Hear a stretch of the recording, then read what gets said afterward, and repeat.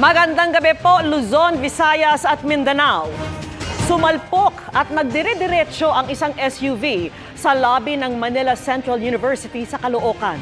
7 ang sugatan, kabilang ang 6 na estudyante. Ayon sa pulisya, naapakan umano ng senior citizen na driver ang silinyador.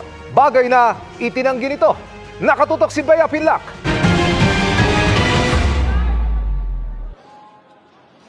Pauwi na sana ang mga estudyante ng Manila Central University o MCU sa Caloocan kahapon nang biglang sumalpok at tumagos sa entrada ng isa sa mga gusali ng eskwelahan ang SUV na ito. Huwag kang gagalaw! Huwag kang gagalaw! Relax lang, relax.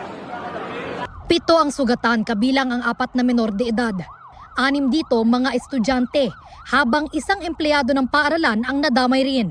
Kwento ni Grace, hindi niya tunay na pangalan, nasa labas na ng building ang mister niya at ang 8 taong gulang nilang anak nang biglang humarurot ang sasakyan. Nagulat ako, tumawag yung husband ko sa akin. Sabi niya, mahal na aksidente kami.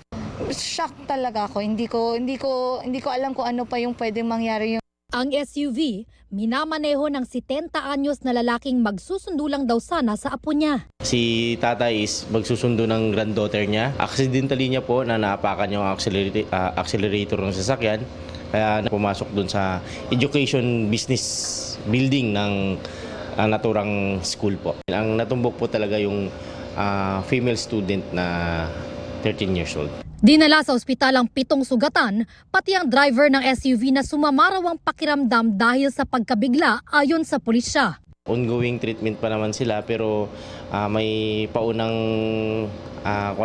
result na stable naman po sila lahat kasama po yung driver. Nakalabas na ng ospital ang senior citizen na driver. Hawak siya ng Traffic Accident Investigation Unit ng Caloocan Police. Giit niya, nakahinto na kami sa doon sa tapat ng ng entrance ng school. Pinipreno ko pero hindi ko matatapakan yung silinyador, nag-wild yung dire-diretso ron sa Buti nakakabig ko sa kaliwa ko, hindi mga bata ang daan yung madadali ron. Nasa kondisyon naman ako. Hindi naman ako antukin eh. Sana hindi ko naman kagustuhan din yung nangyari. posible siyang maharap sa reklamong reckless imprudence resulting in multiple physical injuries at damage to property. Wala pang pahayag sa ngayon ang MCU. Para sa GMA Integrated News, Bea Pinlac, nakatutok 24 oras.